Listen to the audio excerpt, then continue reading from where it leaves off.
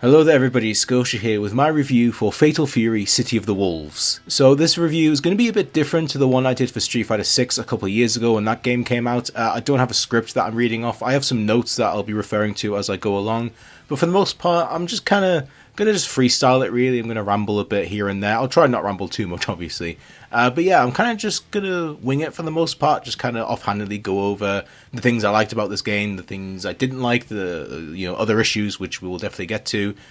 Because honestly, this game is really good. I really like it a lot. It's fun. There's so many great characters in this game. There's so many fun modes. The story's really, really good. But there's so many other things about this game that really just drag it down for me and really just make me feel just really conflicted about a lot of things. So we'll be talking about all of it. Hopefully this video isn't, massively long, but yeah, I'm just going to kind of go over things here and there. I'm not going to talk about every aspect of the game. Like, I'm not really going to talk about the online, but yeah, that's pretty much it. So I won't ramble too long in the intro. We'll just get straight into it, really. What I can talk about, though, is the characters and the story of this game. And I'll just get this right out of the way. Thank you, SNK, for making a new fighting game that follows on from, a new generation type game where you got rid of a lot of the old cast and you brought in a lot of new characters and new stories. And instead of, making a new game after all these years, instead of just going like, hey, I know we had all these storylines and we had these new characters that were here, screw all of them.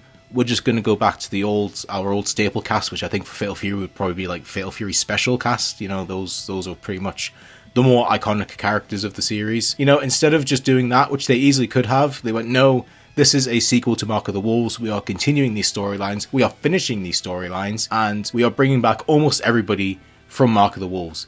And God knows, if you've watched a single video of mine about Street Fighter 6, you will know that my biggest issue with that game is that it is just the most boring game possible in terms of its roster for the most part and its story for the most part, because that's a game that just went, you know what, we're finally continuing on from our new generation game where we brought in a lot of new characters and a lot of new stories, but screw all them. We're just going back to what worked in the past. Here's all the Street Fighter 2 characters. Here's the old storylines. We're just doing them again. So yeah, thank you SNK. It's so refreshing to see, a big fighting game series and developer just go, hey, this is our continuation of a new generation game, and we're continuing with that new generation. It means so much to me. It's so nice to see, and just thank you. So with that out the way, I think the cast of this game, and I'm talking about the Fatal Fury cast, and I'm not talking about the guests yet, that's getting its own section later in this video, but the Fatal Fury side of the cast, your Terrys, your Dong Hwans, your Rocks, all that stuff, yeah, I think it's very solid. Obviously, I know a lot of people are like, well, where's this character? Where's Blue Mary? Where's Duck King? Where's, all these characters?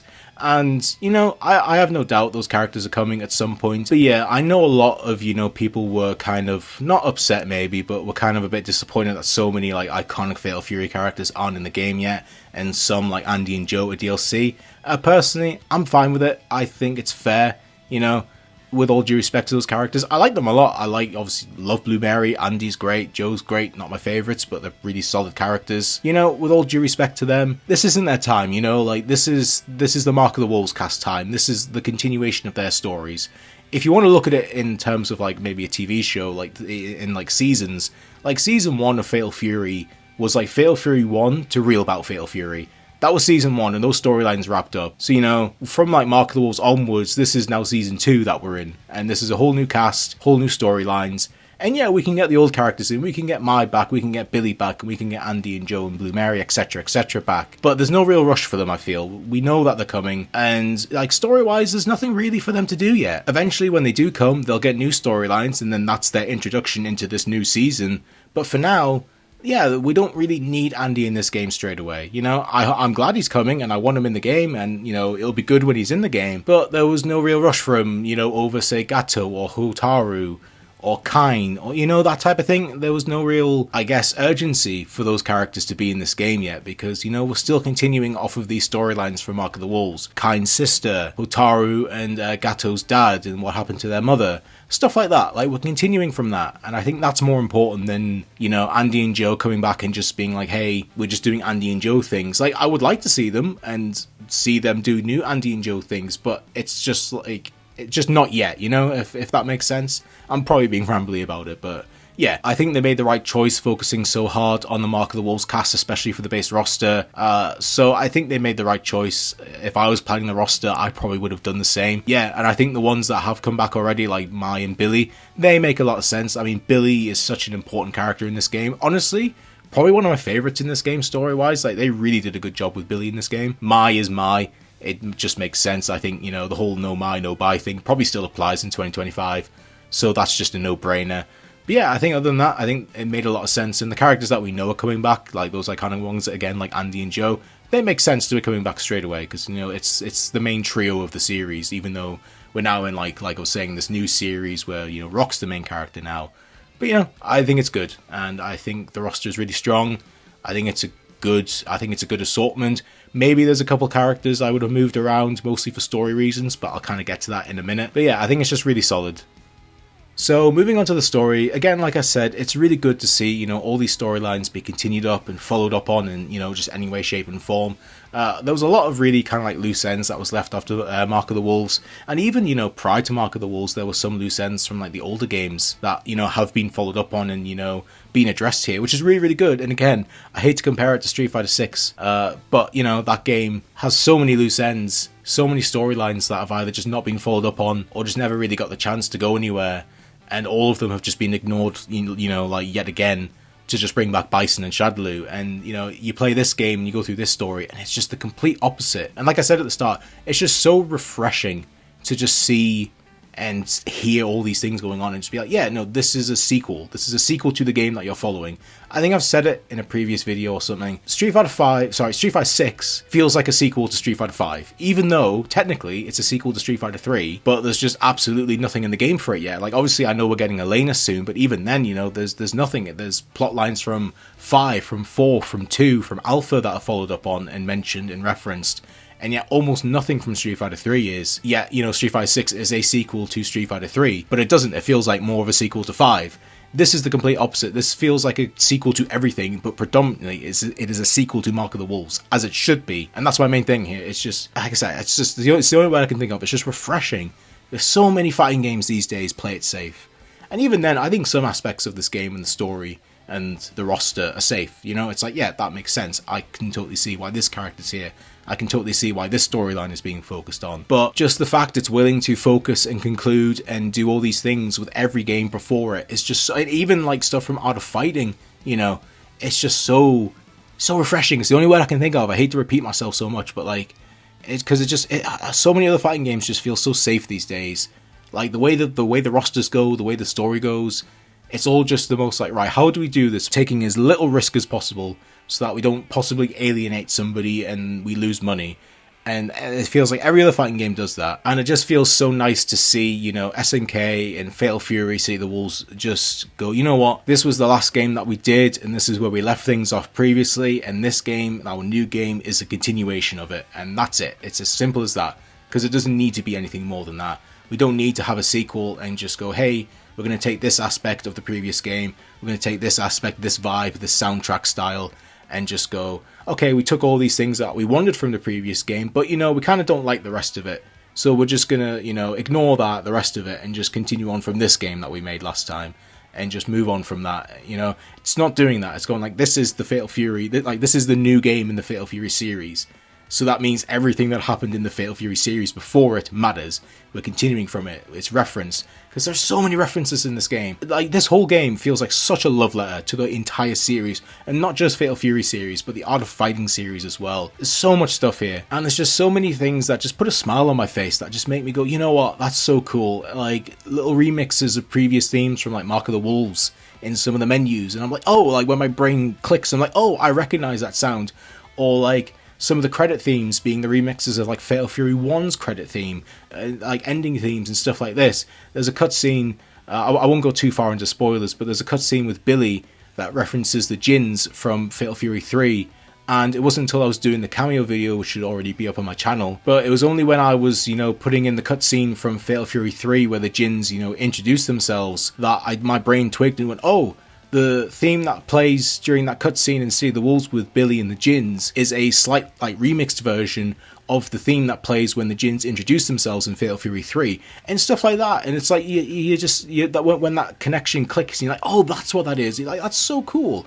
Like, just the references and stuff like that, and it's just so well done. And like, I'll go into it more, but like, episodes of Southtown is just, if you like even remotely a Fatal Fury fan or just a fan of like Southtown as a location, there is so much stuff there. It's actually like insane how much SNK crammed as much love and passion for the Fatal Fury series and Southtown's history, you know, across art of fighting into Fatal Fury.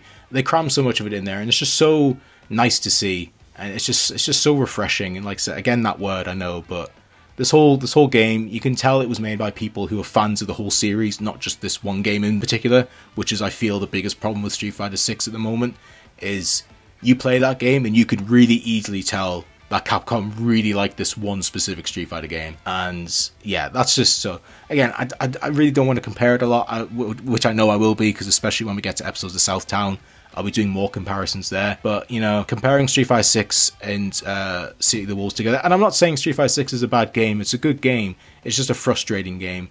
And this is a frustrating game as well, but for very different reasons. But in terms of the story, like, you know, as somebody who's obviously recently gone through the entire Fatal Fury storyline for the What Happened-ins leading up to the game's release, you know, all the stuff is fresh in my mind, and I'm seeing it and I'm going, oh, like, that's what that's a reference to. This is a follow-up to this plotline. This is a reference to that. This is from this game. And it's just so awesome to see, you know, a fighting game series and a fighting game developer embrace the entire series and not just this one game that did really well and was really successful like 30 years ago. So we're just going to focus on that, because they could have just made this game Fatal Fury Special 2. And I don't think many people would have even, you know, been bothered. They would be like, yeah, cool, whatever, yeah, we get Kim Capon, we get Mai, we get Geese, Wolfgang, you know, Billy, and all that stuff. But, you know, yeah, so I'm kind of just rambling, but it's just really nice to see. And yeah, it's a good story. I'm not going to go into the story. I think it's mostly satisfying, but I think my two biggest issues with the story is, one, it feels a bit unfinished. And I don't mean like the plot itself. Like, there's a clear plot there and I get what it's trying to do, but there's some aspects of the plot that feels like it's just not there, because the characters that, you know, fill in those gaps aren't in the game yet, because they're DLC or they're going to be DLC in the future.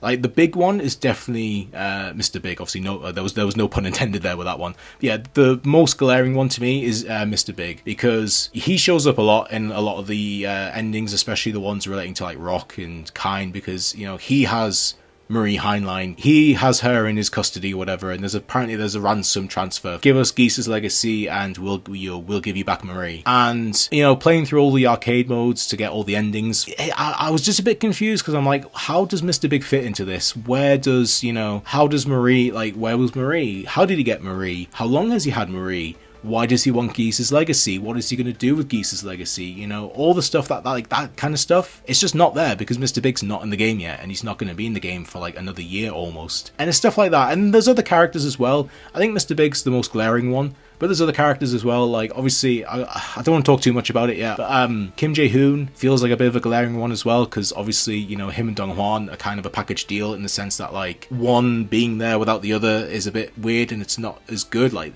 their story connects and their personalities connect, which, you know, I think is proved in this game, because obviously Dong Hwan is only in the game at the moment, and his story is just kind of there. It's not terrible, but it's not great. It's just a really kind of like, you know, it's a very much just, yeah, that's Dong Hwan's story.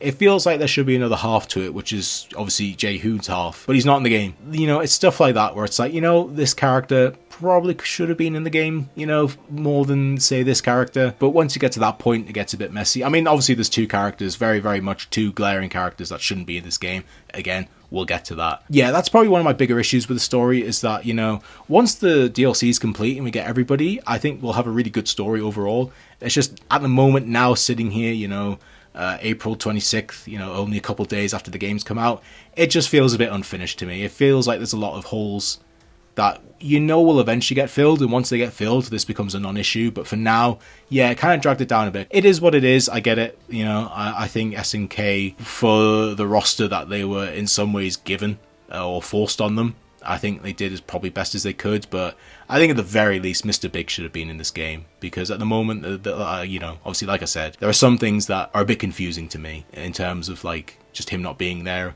to answer those questions. It's just a bit odd. So let's talk a bit about Episodes of Southtown, and this is the game's like secondary single player mode. I think the gameplay loop is a bit, I think it's fine at first, but I can see it getting very old very quickly. To be upfront, I've only finished one character's map. I've only done Dong Juan's. I have started Hokdomaru's, but I'm only like a little bit in. I haven't even finished his first island yet, or his first part of Southtown's map. So, I can't speak much for the whole mode, but I at least wanted to finish one character's mode, and I did it as Dong Juan. I haven't done the plus mode, or whatever it's called, like second, like Southtown Plus or something like that. I did play a bit of it, just to get an idea, because it says at the bar, story percentage, how far you're through the story, and it said 0%, and I was like, oh, so if I do some of the like story missions that of the main mode, does that like, is there more story? And I did the first two for Dong Juan's again in the plus mode, and nothing really happened. It was just that you just did the fight and you got a lot of XP, and that was it. So I don't know, maybe there is more story there. I didn't really have the time to go through the whole game again, because obviously the Southtown Plus mode, or whatever it's called, is basically just New Game Plus, and it's just all the enemies are harder, the levels are harder. Like if you want to get to the last boss, you have to be like level 90, which is like, when I finished Dong Juan's mode, I got to like level 55 or 56, maybe 57, around that area. So obviously it's a lot more to go, and I think the max level is 99. So, that's definitely a mode where if you want to go all the way with it, it's going to take quite a lot of time to grind that out. But, I just wanted to at least finish one character's map, just so that when it gets to this review, I knew what I was talking about. And yeah, I think the mode is fun, but the gameplay loop, yeah, I can see it getting a bit old, because I was already doing like similar challenges with Hokdomaru last night into this morning, and it's a bit like, yeah, like I'm kind of like just I've already started like having like YouTube videos like open on my computer while I like sit there and play it. So it's just like I'm kind of like half paying attention, half not paying attention to it already, which is probably not the best sign. But when the actual story stuff happens, I obviously pay attention. But like just doing the fights, it's like, yeah, just do this fight 4 people, fight 3 people, fight 1 person. Honestly, the mission where you have the type of mission where you have to fight the gold person, where you got like a 1 in 66 chance of doing like 9,999 damage. That one is awful, because it's just pure RNG. Like there's no skill there. Like I didn't record it, but there was one I did as Dong Juan where like I must have like close to 15 attempts like trying to like get this, just trying to hit this guy to get this like random 1 in 66 chance of doing like max damage, and it just wasn't happening. And I'm like, am I gonna have to move on just so I can do something else for a bit? Like this is getting a bit, this is getting a bit old now.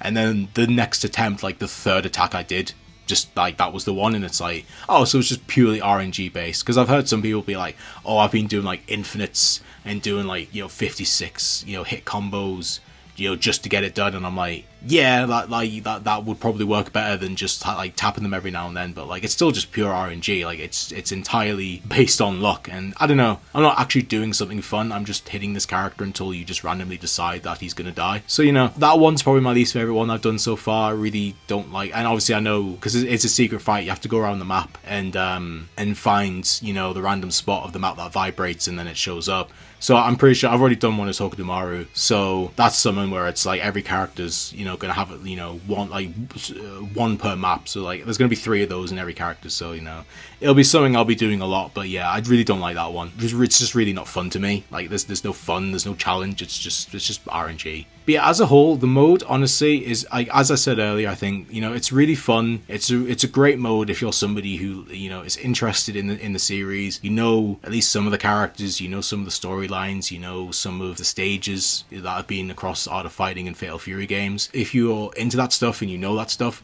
this mode is amazing. Because there's so much just nods and just stuff like that. Like I was saying earlier, like so many little details that just you can feel the passion in that mode. Like that's a mode that you can tell was made by people who are just massive fans of Fatal Fury and Art of Fighting. But if you're not somebody that's like that, if you're new to the series and you don't really care about the lore, not really interested in the story, you just want to get whatever mode or whatever reward, yeah, you're probably not going to get much out of this mode. It feels like it's made for fans by fans. And if you're not a fan or if you're not interested, yeah, there's very little here for you, I think. which is a shame. But as somebody who really likes what was of the stuff I saw as I went through Dong Juan's different maps, I really had a blast with it. It was really fun. Just seeing all these things, and obviously I won't spoil it. Dong Juan's ending was really fun. I thought it was quite funny. And I think one thing it really shines and really does well is it makes Southtown feel like such a lived-in world, because all these characters are interacting with each other. You get all these comments when you hover over a certain map or stage. You get comments, so it's like if you find, I don't know, Gato's stage from Mark of the Wolves, like he has a comment about that stage, and other people will have comments of their memories of being in this part of the town. So there's just loads of stuff, really cool stuff like that. And again, to compare it to Street Fighter 6, obviously Street Fighter 6's World Tour mode, way better. Like, as a game mode, I mean, like, way better, way more involved, way more fun to actually play. It's not just, the same kind of fights, every now and then. But in terms of, like, the world, I feel like, Metro City and all that, I feel like that in Street Fighter 6 World Tour, it's more of a love letter to Capcom as a whole. Because you have all these other stuff, you have like Mega Man characters or stuff referenced or stuff like that, or like Captain Commando characters referenced, or Breath of Fire. It's like Capcom as a whole, which is awesome, and I love that. But yeah, it's that weird thing to me. Again, I don't know if anybody else will feel like this. It's just my feelings on it. It's more so like, hey, here's Metro City just crammed with all this Capcom stuff, but because you're wandering around as your own creator character and you're interacting with all these other NPC creator characters, it feels a bit hollow to me. It doesn't feel like this is the world of Street Fighter. It feels like this is just like a Capcom museum you can run through and fight people in. And I think a big part of that is because the actual playable cast of Street Fighter 6, their roles in World Tour are just so minimal. I think for the most part, like the vast majority of that cast just don't even really do anything like with the main plot of World Tour. Whereas I think in episodes of Southtown, you're actually playing as the characters. Like when I do Dong Juan's, I'm seeing Dong Juan interact with the city, with the characters, with the people around him. And I don't know, to me, it makes Southtown, even though you're not physically in Southtown, you're only seeing it on a map and through text, it just makes the city feel so much more real and like lived in, and I just don't really get that much with Street Fighter 6 World Tour. Maybe I'm just a hater. I have no idea. But just the bits I played of like Dong Juan's like going through his story in episodes of Southtown, I like just seeing him interact with like just going around, trying to find different food joints in Southtown.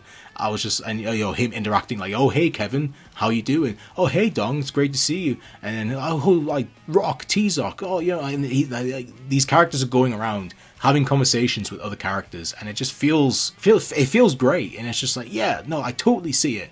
I can completely envision Dong Juan walking through Southtown and seeing Rock and them two just having a chat. Love stuff like that. It was really good, and that's the highlight for me. Like, as well as all the little references, all the descriptions of all the different stages and locales in Southtown, and all the comments from the cast. Love that stuff. And like, again, if you're into that stuff, you'll love it. If you're not, yeah, this mode's probably not for you, and you probably won't get much use out of it, because the gameplay loop doesn't really, it's not good enough to kind of justify going through it if you're not already a fan, or you're not willing to learn and, become a fan of, or the Fatal Fury Art of Fighting Southtown lore. I think it's a fun mode though, and I enjoy it, and I'll enjoy just going through it and kind of just, seeing all these interactions and stuff like that, because all the unlockables you can get as well are really fun, like all the conversations and stuff like that you can get with different characters. Obviously I've only done Dong Juan, so I've only unlocked his two with Preacher and Mai, but there's a whole ton of them that you can go through and find, that you unlock as you go through everybody's, different maps. So yeah, stuff like that, yeah, it's great. It's a really fun mode, but again, if you don't have that prior attachment, or you're not interested in forming an attachment, yeah, this game, it's not going to be for you. Like, really, that's all I can really say about it. Hello everybody, the rare occasion here where you get to actually see me, because this is a topic, a part of the video, that is more serious than, the other stuff I usually talk about, and I think it warrants, a more face-to-face discussion, where I'm just upfront about things and my feelings and stuff like that. And if you haven't already guessed what this is about yet, then I'll tell you now. Unfortunately, there is a part of this game that really just drags everything down for me, and it is the guests' inclusion of Salvatore Ganacci and Cristiano Ronaldo. By the way, if my eyes wander or if I look around or something, I'm not used to doing this, on camera thing, so my eyes are probably going to wander. I also have notes over here, so if you see me look over here or just elsewhere, It's just because I'm not used to doing this, so apologies for that. But yeah, unfortunately, this game has two real life people in it. In obviously Salvatore Ganacci and Cristiano Ronaldo. The former is a DJ, the latter is a football player, if you don't know them. And yeah, it's just really, really unfortunate that these two are in the game. I'm not the biggest fan of guests in general. Ultimately, I just see them more as just, characters that just take spots away in the roster from other characters of those games. Like obviously a more recent example, Terry and Mai in Street Fighter 6. I think Terry is great in Street Fighter 6. Same with Mai. I'm really glad those characters are in the game because it's a really cool crossover. But those two characters being added in Street Fighter 6 Year 2 at the same time meant we got half a year of the last year where we just didn't have any Street Fighter characters in a Street Fighter game. And that sucked. And obviously they're cool, they're cool implementations and they were handled really well. But it's still kind of a bit of a shame that those spots could have gone to somebody else. Maybe we could have got Terry in the game in Year 2, and then maybe got Sakura in the game, and then maybe in Year 3 Mai could have taken a spot. I don't know. It's just kind of rambling, but there's always pros and cons to these types of things for me. But ultimately, I think if the character fits, like Terry in Fighting EX Leia was really cool. Geese in Tekken 7 is probably my favourite guest character of all time, to be honest, because he just fit that series really well, in my opinion. But then you get stuff like this, which is just pure corporate meddling. Because for those that don't know, SNK is obviously a Japanese company, but it is majority owned by a company called hang on, I'm going to have to look at my notes, the MISC Foundation, which owns 96% of SNK, which at that point, they pretty much just own the company. Not fully, obviously, but 96% is just a crazy amount. And for those that don't know what the MISC Foundation is, it is a company established by the Saudi Arabian Crown Prince Mohammed bin Salman, and I'm not a big news story person. I don't follow the politics and stuff like that. I see if something major happens, I hear about it, but just in life, I feel like I tend to stay away from that stuff as much as I can because I feel like it just often doesn't really lead to much joy or happiness, to be honest. Not that I'm like an ostrich with the head in the sand. I mean, but I just don't tend to overthink that stuff. But even then, I've heard about some of the stuff that Mohammed bin Salman has done, the accusations against him, rather. Sorry, things that he's accused of, things that Saudi Arabian just society and stuff like that, the way they treat certain minority groups, it just, a lot of it just kind of rubs me the wrong way. A lot of the stuff that they've been accused of and the stuff that you can see them do, whatever your feelings on it are, you're inclined to believe and feel things how you want to believe. I'm not going to tell anybody to not do that. For me personally, there are things I have to draw a line in the sand on, and I'm not saying the whole country is just full of evil people. Please, that's not at all what I'm saying. But I just think certain aspects of the culture there, at the same time, it's one of those things where it's their society, it's their country. If they want to do things, they can do things the way they want to do. I'm not going to go there as a result, but that's my choice. It's their choice. We're all people. We can make our own choices. For those that don't know, Cristiano Ronaldo, he currently plays for a Saudi Arabian football team. I can't remember the name of the team at the moment, unfortunately. So obviously he's, I don't know if he lives in Saudi Arabia at the moment, but he plays football matches for a living over there. And it's very clear once you put that together that, the chances are one of the main reasons why he's in this game is because, more than likely gave Ronaldo a lot of money to be in this game. A lot of money was probably exchanged, probably more than us mere mortals will ever see in our lifetimes. Obviously, Ronaldo is an extremely popular and influential person. I believe he's like one of the most followed social media accounts on Twitter or Instagram. I can't remember which. So, his inclusion definitely gets a lot of eyes on the game. I can't deny that. But, there's other things with Ronaldo, a lot of accusations and stuff like that. Obviously, I know obviously the most glaring one, I think, if not the only one, I'm not fully familiar with it. The most obvious one is his rape allegations from, I can't remember what year it was.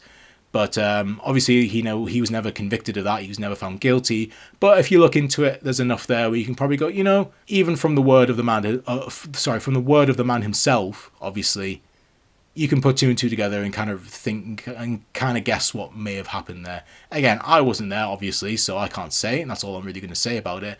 But just, it's uncomfortable, and I think it's, it's justified to be uncomfortable with Ronaldo being in the game, given those accusations and given those implications. I totally understand that. So it's a double whammy there of just like, that sucks. And add on the fact that Ronaldo in this game looks terrible. It just genuinely looks like he was made in less than 6 months, in all honesty. I would not be surprised if, SNK started development on him around the time when the first teaser of him doing something with the game was first announced. I can't remember when it was, but it was, it was about the middle of last year. I would not be surprised if, like, as soon as pen was put to paper regarding that's when they started development. He just doesn't look good. His model looks off. Gameplay-wise, looks fine. But just animations and stuff like that, and the fact that he's not even playable in arcade mode or episodes of Southtown at launch is just, honestly, it's kind of embarrassing. Like, I feel embarrassed for SNK, because I remember when they put out the tweet saying, like, hey, he's not playable in these modes at launch, and he's not going to be in the color edit, like, ever either. It's like, that's embarrassing. I felt embarrassed for SNK when I saw that they had to kind of even do that, because this person was probably forced on them, in all honesty. Again, I wasn't there when the deal was made, so I can't say, but when you put two and two together and kind of see with your own eyes the state of the character, how he appears in the game, and all that stuff, it's kind of natural to go, you know what, I don't think SNK really intended for this guy to be in the game from the start. Just, just an assumption on my end, I guess. The other character, Salvatore Ganacci, a lot of people have come around to him. I totally get it. He's a fun-looking character. I don't really like how he plays. I have played him a bit. I don't really like how he plays personally. That's just a personal thing. But I know I get the appeal of why people have come around to him. He seems like a fun guy in general. But he also has his own connections to Saudi Arabia. He literally did a DJ show in Saudi Arabia the day this game came out, April 24th. I also saw that he helped found or helps run a company that was founded in Saudi Arabia that does stuff in Saudi Arabia. So this one to me kind of feels a bit, because I can get why Ronaldo is in the game. I don't like it. I don't want him in the game, but I get why, just from the influence part of, like, side of it. Just him tweeting about the game gets more eyes on that game than any trailer ever could. So I get that. I understand that. The DJ being in the game, though, is just, to me, that just feels like the Misk Foundation just being like, you know what? If I snap my fingers and say I want this character in the game, you're putting him in the game. And this is what this DJ feels like. I know apparently he's a fan of SNK games. Apparently he wore a KOF or something shirt at a DJ show a few months ago. I don't really think that's relevant, to be honest. I mean, cool for him if he is a fan. I'm sure that means a lot. I know from what I've heard and read of him, because I had no idea who the hell he was before all this stuff came out. Apparently it's kind of been a dream of his for a long time to be a character in a video game. So, in all honesty, good for him. I hope, he's happy with how it turned out. But it's still the thing of just real life people just don't belong in, games like this, like fighting games, especially when, these character slots are so precious, like 17 characters in a base roster, and you're using 2 of them on, guests that have, links to, the company that majorly owns you. It's just a bit fishy, and it just doesn't sit right with me. And it's one of those things that really just makes me conflicted about this game, because as soon as Ronaldo was announced, I was like, my immediate reaction was like, I'm just not getting the game then, because this sucks. I hate this. I hate everything. I still hate everything about it. But then you kind of have to look at the rest of the game and go, you know what, the rest of this game looks good, but it's still terrible. And then the DJ got announced, and I was furious after that one, because that was the double whammy. I know some people were like, oh, you have more problem with the DJ than with this person with this footballer with all these controversies. And it's like, no, both are terrible. Ronaldo is absolutely the worst person of the two in terms of inclusion and probably as a person. But I think both suck. I think both shouldn't be in the game. I would have no problem with, Salvatore Ganacci if he was a new character that was entirely made for the game as Duck King's apprentice. I think that'd be great. I totally, I wouldn't really, I definitely wouldn't main him after having played him in the game, and he wouldn't be my favourite character, but I'd be like, yeah, no, that's cool, whatever. Just the fact that it's just a real person just bothers me. And I know I've seen some people try and justify it as like, well, technically he's not a real person. He's Salvatore Ganacci, which is a character made by this Bosnian DJ. That's just semantics. At the end of the day, you know, it's still a real person. Like, I can go out into the world and physically see and meet Salvatore Ganacci. Like, that's a real person in real life. It's like saying The Undertaker isn't real because, you know, The Undertaker is played by Mark Calloway, I think his name is. So The Undertaker isn't real. It's like, no, I can go and I can see The Undertaker in person. Like, Triple H, Hunter Hearst Helmsley isn't a real person because he's Paul Levesque. I've gone to a wrestling show and I've seen Triple H in person. That's a real person. I know, I've seen him physically in person. So, you know, it's like, that's just semantics to me at the end of the day. It's just a poor argument to me to be like, well, actually the DJ isn't bad because, you know, no, he's bad. He's not as bad a person, but he still shouldn't be in the game. And yeah, that kind of just leaves me here kind of like, what do I do? Because I just really conflicted. I've honestly, the couple of weeks leading up to like the game's release, like post these two being revealed, I honestly thought about how I was going to do this game and whether or not I was even going to get this game pretty much every day because I was really torn on it. And ultimately, thanks to, you know, a few people and the kind people at SNK and TriplePoint, I was able to get the game for free. I've been upfront about that. I put it at the start of this video that, you know, just to be upfront, like, hey, I got this game for free. My main is to go like, hey, you know, I talked to SNK and they were kind enough to give me a code. That doesn't affect my opinion on the game, positive or negative. You know, my feelings on the game are my feelings on the game, and that's that. You know, it's always been my thing. No matter what, even if I were to get codes from Capcom in the future, that may happen. I don't know. I'm still going to talk about how I feel. You know, if whoever wants to cut contact with me for that, then that's their choice. I can't really help them. That's, you know, I'm not going to sugarcoat things and go, yeah, no, it's fine. You know, I don't want to upset SNK or whatever. I think this game is great. I really like the game. I think SNK have done an amazing job on it. It's just these things just suck. It really, really sucks, and it really drags it down for me. And it's a moral thing. It's a conscious thing. It's like, I don't want to support, you know, this company that is a part of this country, part of this culture that, you know, actively wishes to harm, you know, friends of mine that are part of, you know, certain minority groups, you know, LGBT and all that stuff. And again, if you hate that stuff, I think less of you as a person, and that's my right. And it's your right to think that. Or, you know, like I said, we're all people. We can all make our own choices. But I have friends who are, you know, lesbian, transgender, gay, whatever. And I support them. And I support them as friends because they're human beings. And I enjoy their company. I enjoy talking to them. I enjoy them as people. I like them as people. You know, I see them as people. And, you know, I don't really want to support a game or support a company that is owned by a company and, you know, actively wishes harm against them. It doesn't sit right with me. But there's also the side of it where I like this game. I like this game a lot. I've been excited for this game for a very long time. Again, people are going to have different feelings on which option to take. And for me, you know, to be completely blunt, I don't know if I would have bought this game if SNK didn't give me a code to, you know, do all these videos and do all this content and review it. I don't know if I would have. I probably would have. I probably would have waited a bit though. But, you know, I also have to think about this channel because obviously I've talked about this game a lot over the last couple of months. And I've done all these videos leading up, you know, recapping the story. I've been excited for it for a very long time. And to kind of get hit by this almost at the last second, you know, shortly before the game came out, sucked. And it really, really tore me. I honestly, I can't stress enough how much time I spent thinking about how I was going to handle this. And so basically the conclusion I've come to is that I'm still going to support the game. Obviously, the video that I did, I think I released yesterday or the day before, depending on when you're watching this, was the cameos video of all the arcade modes. I was hoping to get this review out before then, but I did get the code a bit late from SNK. You know, probably my fault. I'm not really sure, but I got the code a bit late, so I didn't really have as much time. Like the first time I played the game was on April 24th. Like I didn't get to play the game during early access. So, I mean, because otherwise I would have used that time to record all the footage. So I spent most of, you know, April 24th, which was my birthday. I spent most of that day just, you know, playing the game and getting all the footage for the cameos video. You know, I'm still gonna make this. I'm still gonna. Yeah, that's where I was at. Sorry, I just had a complete brain melt there. I didn't know where I was at. So I'm still gonna, you know, support the game. I'm still gonna support SNK.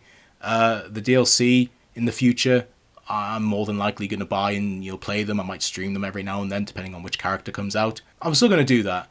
and I'm still going to support SNK, and I still want to play the game. But for me, for my own conscience, for my own morals, I'm not going to monetize any videos I do with SNK anymore. I don't want the money from it, in all honesty. I don't really get that much money from this channel anyway. I occasionally a video of mine does well, and I get a little bit here and there. You know, this isn't my living. I do other stuff, so you know that's not a problem really. But at the same time, you know, I just don't really feel like I don't want the money, I guess. So you say, like, I don't want their money. It sounds a bit harsh, but like, I don't want their money, you know. So that's where I've drawn the line. Obviously that doesn't really affect you, the viewer. It probably benefits you because you probably won't get ads during the video. If you do get ads, it wasn't my choice, because I've explicitly said I don't want to monetize the video. I didn't monetize the cameos video. I'm not going to monetize this one. Streams, I'm not going to monetize, stuff like that. I'm just drawing the line. I don't want their money, with all due respect. I don't need it, don't want it. The other thing as well is that this one's kind of, I don't know how effective this one will end up being, but I'm not going to show any footage of Salvatore Ganacci or Cristiano Ronaldo on this channel. Obviously, if I'm streaming the game and they show up in the arcade modes or whatever, can't really help that. But in terms of like pre-recorded footage that I've done and I can edit, I'm just not going to show them, because it's not so much like a la la la, I can't hear them, I can't see them type thing. It's just, I don't really want to give, you know, them the privilege of me helping to promote them, I guess, if that makes sense. I know I'm, you know, a fairly small channel in the grand scheme of things, but like, you know, I don't want to give them extra kind of focus. Go, hey, here's Salvatore Ganacci's, you know, okay, I'm not doing that. I'm not doing that. I don't want them. I didn't want them in the game in the first place. I don't want anybody else guest-wise in the game. If they do this again, there's DLC for future guests that are real people. I'm not going to do it for them either. So, you know, that's where I kind of have to draw the line. So, yeah, if you think I'm silly, if you think I'm soft or whatever, or you think I'm being woke or what, you know, whatever you want to decide, whatever you want to think, you're fully entitled to it. If you want to talk about it in the comments, I'm more than willing to talk about it. If you're just going to kind of be a douche and just kind of be like, haha, you know, lol, salty, Ronaldo's the best, I'm just going to just hide you on the channel and just delete your comments, because I just don't care about that. Sorry, it's my phone. I just don't care about that. I don't want to see it. There's no constructive things that can be born from just comments from that. So, you know, just don't even bother. But, you know, I know that's not going to stop anybody from trying it anyway. But just know that as soon as you comment that stuff and I see it, it's just going to be removed, because I just don't want to hear it. You know, it's my channel at the end of the day, and if I don't want it there, I have the power. Literally, I have the power to get rid of it. But, you know, you do you, I guess. So, yeah, I'm totally open to that stuff if you want to talk about it. But this is where this is where I feel like I have to draw the line, because I just don't like any of this. And I just don't like any of it. It really rubs me the wrong way. It really makes me feel conflicted, because this game is really good. I've really been enjoying playing it the last couple of days. And just this stuff, it's just every time I do, because it's weird, because like I've been doing the arcade modes for everybody. Like, I don't know if it's intentional or not, or if it was just me and my own luck. But I feel like I fought Salvatore Ganacci more than any other character, you know, that in terms of them like randomly showing up in the arcade mode. Like, honestly, I fought them more than any other character. Like, constantly kept showing up. But, you know, it's just with stuff like that where it's like, yeah, I'm constantly going to see them. Like, 10 years from now, if we go back to this game and like, hey, let's do like a retrospective on City of the Wolves, they're going to be there. Like, they don't just get to go away. Like, they're going to be there forever. And I'll have to see them forever. And that sucks, and I hate that. And I don't, you know, I didn't want them in the game. It's the thing, I didn't want to talk about this. I didn't want this to be discussed. I try my best to stay away from that stuff, because I just don't think there's any real good, especially in today's, you know, political climate. You know, there's no benefit from me talking about this stuff. I don't get anything from it. I just get probably more hate and more conflicting things and stuff like that. I don't want to talk about this, but I have to. I can't just ignore it either, you know? And I think it's one of those things where, you know, depending on your feelings on things, you have to make a stand. You know, if you're fine with it and you don't care, absolutely all the power to you. I'm happy for you if you don't care. If you're able to look past it, I'm genuinely jealous, because I wish I could look past it, but I just can't. And, you know, if you love Ronaldo and you think it's awesome he's in the game, all the power to you. I'm happy, you're happy. You're well within your right to be happy. You're well within your right to not care. I'm well within my right to hate it and think it shouldn't be there, you know? That's just how I see things. That's all I can really talk about, to be honest. I've been open about it. I've been as, you know, open about it as I can, be blunt about it as I can. Obviously, I'm grateful for SNK for giving me a code of the game. I really appreciate it. that doesn't change my opinions on it, doesn't change my feelings on it. I don't think these characters should be in the game. I don't think characters like this should be in any fighting game. I think Negan shouldn't have been in Tekken 7. It was a funny moment when he got revealed, but it's just silly to me, and I think it just devalues the brand. But yeah, that's all I can say, really. Hopefully, you know, people understand where I'm coming from, or able, even if you don't agree, if you don't feel the same, that's fine. I have no problem with that, obviously. But, you know, hopefully you understand where I'm coming from, where I, you know, felt, why I feel, I'll try again, why I felt the need to do this video like this way, this part of it. Because I could have just brushed past this and gone, yeah, the guests suck, but whatever. No, this was a topic that I think deserved a face-to-face, like I said earlier. And I'm glad I did it. I'm glad I was open about it. I'm glad I got it out there. Obviously, I know most of it is stuff that won't apply to you guys, but, you know, I still felt the need to do it. So that's that. So yeah, I'll wrap this up here so you can stop having a look at me. And yeah, I'll take you back to the rest of the video because I recorded a conclusion opening piece. I think I'm probably going to end up repeating some of the stuff I've just said now in that closing thing you're going to hear in a minute, so apologies for that. But yeah, it sucks, but I still like the game. I still want to support it, but I just don't support this side of it. And I'm going to do my best to not support it, you know, in the very few ways I can. So like I said, I'm not monetizing SNK videos on this channel from now on, like ever, even if it's like the next game, KOF 16, New Art of Fighting, Samurai Show. I'm not going to monetize any videos from SNK anymore, and I'm just not going to show either guest character in any footage on this channel if I can help it. So yeah, thanks for listening, and let me know if you have your own thoughts on this. Please, by all means, drop them below. But yeah, on to the rest of the video and to the conclusion of this review. So sorry that we had to kind of have this unfortunate discussion, but it is what it is. So, with all those uncomfortable discussions out the way, because, you know, I don't want to talk about it. I didn't want to talk about it. I never wanted or envisioned at any point having to talk about those things, but I can't just ignore them, you know. But that's, you know, I've already gone over it, so I'm not going to go over it again. But yeah, it's just it's so conflicting about this game, you know. I was going to do the whole review process and give this a score, like something out of 10 and all that stuff. And I just don't feel comfortable doing it. I don't feel like, hey, the game's great, but here's all this like horrible stuff that's kind of attached to it and forced on us. X out of 10. It just doesn't really feel appropriate to me, so I'm not going to be doing all that. I know I gave Street Fighter 6 a score. I just don't really want to do it here. But yeah, to kind of just wrap things up, man, this game is good. I really enjoy it. I enjoy it a lot. Episodes of Southtown is really fun to go through as a big fan of the story and the lore and the characters. Like, it's just a joy to go through. The story was good. Like I said, had a little bit of an unfinished feeling due to, you know, important characters being DLC. The roster, you know, the Fatal Fury side of it, not the other two. Great, really just, you know, the story and the just everything about it and the characters and the roster feels so refreshing. That word again. Yeah, it's just so many pros, but those negatives are just so big that it just really just sticks with me. So yeah, you know, like I said, I've already decided what I'm going to do. I still want to support this game. I still want to support SNK, but I can't just ignore that stuff. So, you know, this is kind of my middle ground, I guess, where I try my best to get the best of both worlds, even though there isn't really, you know, there isn't really a best in this scenario. So yeah, I totally get it if people, you know, think I'm some kind of loser idiot who just, you know, is just trying to moral grandstand on everybody. It's not that, but it's more just to be upfront about things and go, hey, the game is great, I like it, this thing sucks, I don't want to support it, but I want to support the game. This is kind of where I have to kind of draw the line.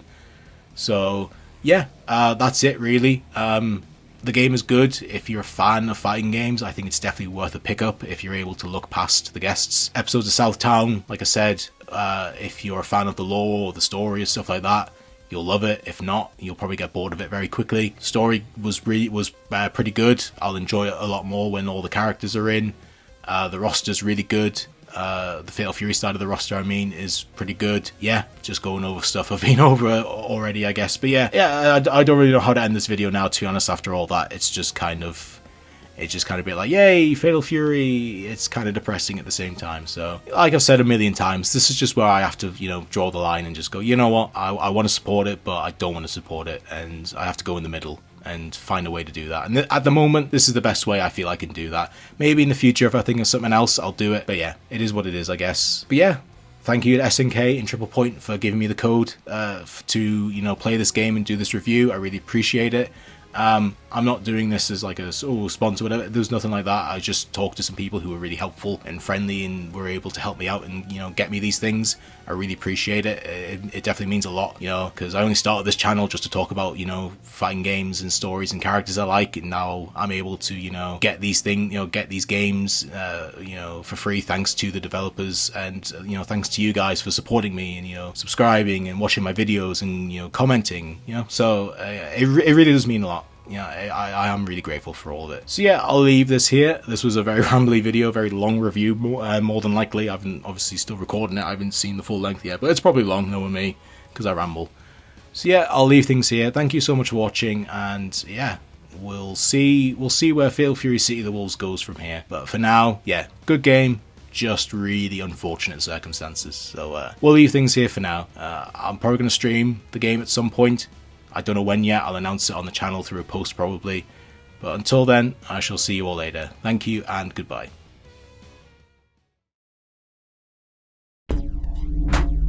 We await your return, warrior.